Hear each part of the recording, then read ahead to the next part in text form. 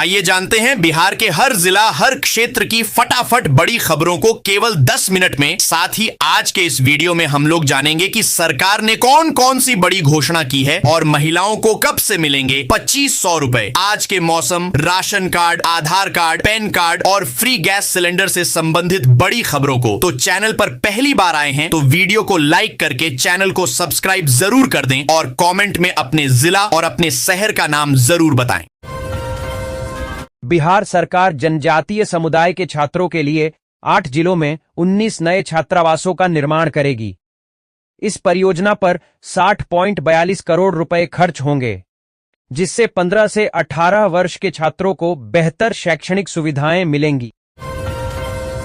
औरंगाबाद के मल्हारा स्थित इंटर समता उच्च विद्यालय में 762 छात्रों के लिए मात्र 6 कमरे हैं, जिनमें से कई जर्जर और छत टपकने वाले हैं। बुनियादी सुविधाओं की कमी के कारण छात्रों को पढ़ाई में भारी परेशानी का सामना करना पड़ रहा है। गोपालगंज जिले में 6 माह में 37,706 राशन कार्ड रद्द किए गए हैं, जिससे 1.80 लाख से अधिक लाभार्थी मुफ्त राशन और आयुष्मान योजना के लाभ से वंचित हो जाएंगे। मुख्यमंत्री सम्राट चौधरी ने घोषणा की है कि बिहार के सभी जिला मुख्यालयों में डॉक्टर श्यामा प्रसाद मुखर्जी के नाम पर पार्क या सड़क का नामकरण बटा निर्माण किया जाएगा। मुख्यमंत्री सम्राट चौधरी ने दैनिक जागरण के कार्यक्रम में कहा कि बिहार के विकास के लिए 18 से 20 घंटे काम करना होगा और निजी निवेश लाना होगा। पूर्णिया के धमदाहा में प्रधानमंत्री आवास योजना फंड की कमी के कारण ठप पड़ गई है। करीब 1100 लाभार्थी अपनी किस्तों का इंतजार कर रहे हैं, जिससे कई घर अधूरे पड़े हैं और कुछ का काम शुरू भी नहीं हो पाया है। भागलपुर में खरीफ सीजन में कम बारिश के बीच 345 में से 134 सरकारी नलकूप बंद पड़े हैं, जिससे धान की खेती और सिंचाई पर गंभीर असर पड़ रहा है। किसान युद्धस्तर पर मरम्मत और निर्बाध बिजली आपूर्ति की मांग कर रहे हैं। मुख्यमंत्री सम्राट चौधरी ने दैनिक जागरण के यूफोरिया कार्यक्रम में बिहार के विकास की दूरगामी कार्ययोजना प्रस्तुत की। इसमें 1 वर्ष में विक्रमशिला विश्वविद्यालय, सभी ब्लॉकों में मॉडल स्कूल समेत अन्य योजनाओं की जानकारी दी। बिहार सरकार कृषि विश्वविद्यालयों के छात्रों को कृषि आधारित स्टार्टअप से जोड़कर स्वरोजगार और उद्यमिता के लिए प्रोत्साहित करेगी। इसका उद्देश्य युवाओं को पारंपरिक नौकरी के बजाय कृषि क्षेत्र में नवाचार और उद्यम स्थापित करने के लिए प्रेरित करना है, जिससे ग्रामीण अर्थव्यवस्था मजबूत होगी।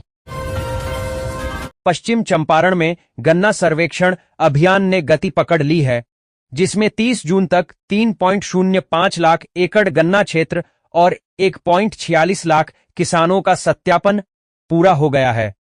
इसका उद्देश्य आगामी पेराई सत्र के लिए सटीक रिकॉर्ड और पारदर्शिता सुनिश्चित करना है, जिसमें हरिनगर शुगर मिल सबसे आगे है। देश के कुल निर्यात में बिहार की हिस्सेदारी आधा प्रतिशत से भी कम रही है, जो 2021 की नई नीति के 10% के लक्ष्य से काफी दूर है। बंदरगाहों की दूरी, बुनियादी ढांचे की कमी और मूल्य संवर्धन का अभाव इसके प्रमुख कारण हैं, जबकि नेपाल सबसे बड़ा निर्यातक देश है। पश्चिम चंपारण में जनवरी से जून के बीच 23,950 वाहनों का चालान कर 3.90 करोड़ रुपए का जुर्माना वसूला गया। बिना हेलमेट वाहन चलाने पर सर्वाधिक कार्रवाई हुई, जो कुल चालानों का लगभग 59% है, जिससे जागरूकता की कमी उजागर हुई। बिहार में बिना पंजीकरण चल रहे नर्सिंग होम और निजी अस्पतालों पर अब सख्त कार्रवाई होगी। पटना हाईकोर्ट ने राज्य सरकार की नई नियमावली को प्रभावी ढंग से लागू करने जोर दिया है, जिसके तहत सभी छोटे स्वास्थ्य प्रतिष्ठानों का पंजीकरण अनिवार्य होगा। बिहार के 30 से अधिक शहरों में विश्वस्तरीय बस डिपो और आधुनिक बस टर्मिनल विकसित किए जाएंगे। ये परियोजनाएं पीपीपी मॉडल पर आधारित होंगी, जिनमें यात्रियों को दिल्ली, मुंबई जैसे महानगरों की सुविधाएं मिलेंगी। पटना-पूर्णिया 6 लेन सड़क परियोजना के बदले हुए रूट के खिलाफ सरायरंजन में विरोध तेज हो गया है। बिहार राज्य किसान सभा ने प्रभावित गांवों का दौरा किया जहां 300 से अधिक घरों के ध्वस्त होने और सैकड़ों परिवारों के बेघर होने का खतरा है। नवादा पावापुरी नई ब्रॉड गेज रेल लाइन के निर्माण के लिए भूमि अधिग्रहण प्रक्रिया शुरू हो गई है। जिला पदाधिकारी रवि प्रकाश ने 14 राजस्व ग्रामों की करीब 151 एकड़ जमीन अधिग्रहण की खुशखबरी साझा की है।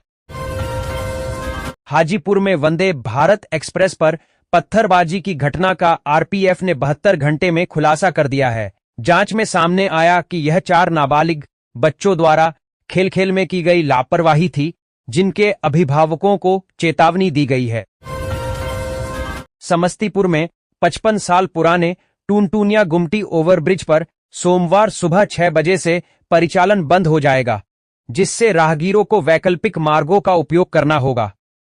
प्रशासन ने यातायात सुगम बनाने के लिए अतिक्रमण हटाया, सड़कों की मरम्मत की और वैकल्पिक बस ठहराव व पुलिस तैनाती की व्यवस्था की है। दरभंगा के जाले प्रखंड में लगान रसीद में तकनीकी त्रुटियों के कारण किसानों की फार्मर आईडी बनाने में दिक्कत आ रही है, जिससे किसान सम्मान निधि जैसी योजनाओं का लाभ प्रभावित हो रहा है। किसान और कृषि कर्मी इस समस्या से परेशान हैं और भूमि अभिलेखों में सुधार की मांग कर रहे हैं।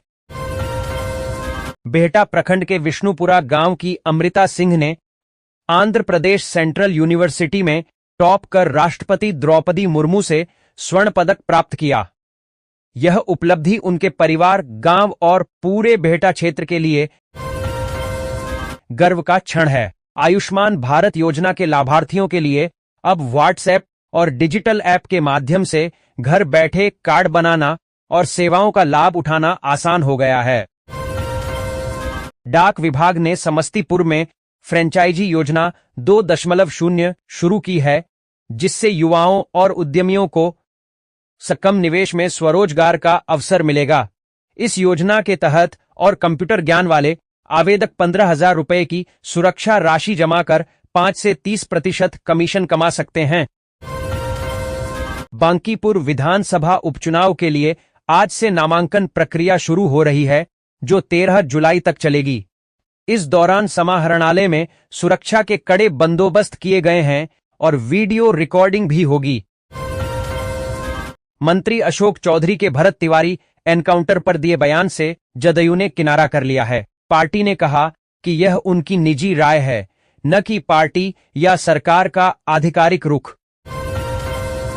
बिहार के सुपौल जिले के प्रतापगंज स्थित किशोरी प्राथमिक सह मध्य संस्कृत विद्यालय में 266 छात्रों पर सिर्फ एक शिक्षक है, जिससे शिक्षा व्यवस्था बदहाल है। यह स्थिति सरकार के गुणवत्तापूर्ण शिक्षा के दावों की पोल खोलती है और बच्चों का भविष्य अधर में लटका हुआ है।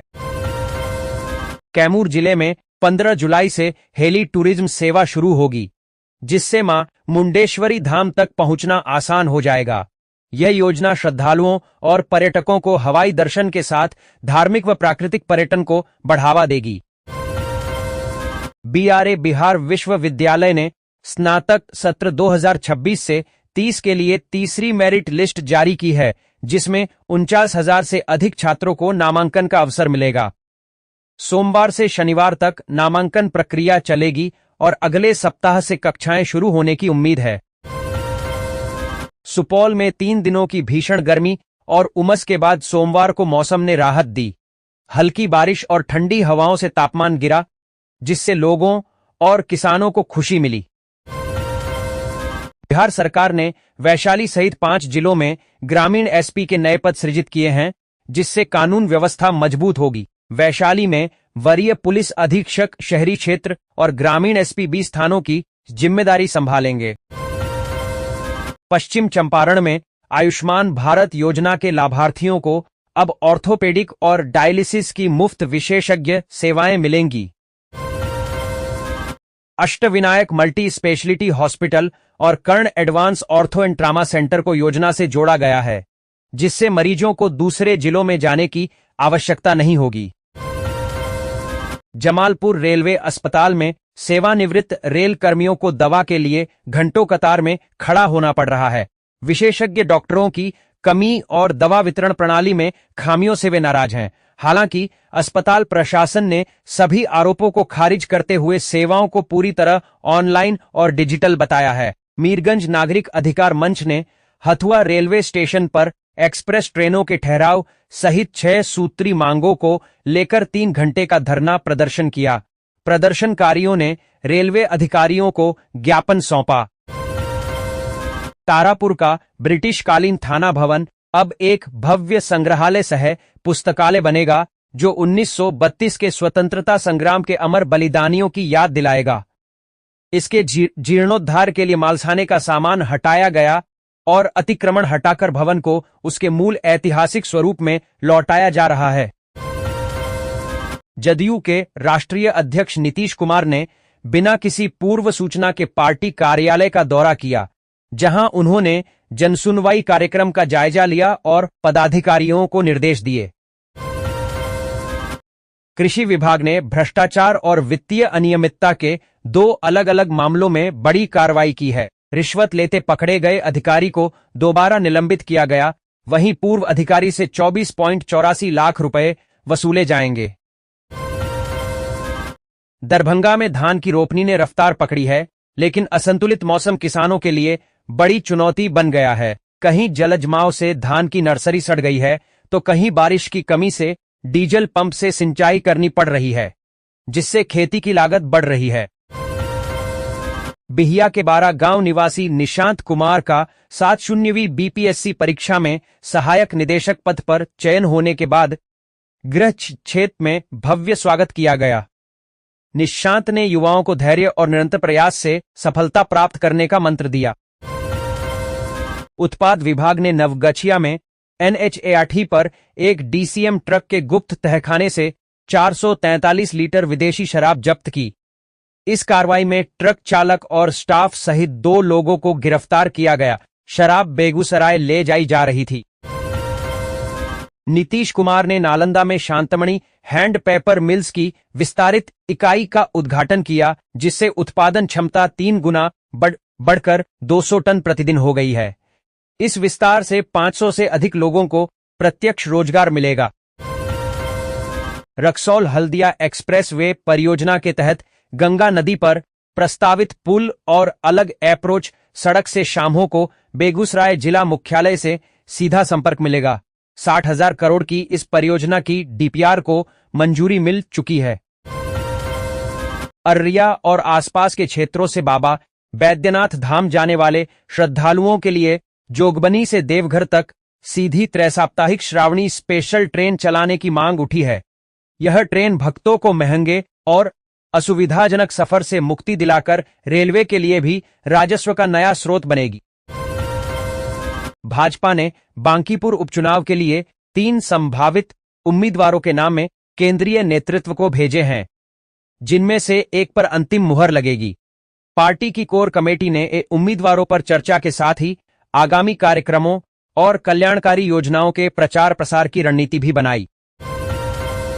नवादा के देवराज ने बचपन के डॉक्टर बनने के सपने को रूस से MBBS कर पूरा किया।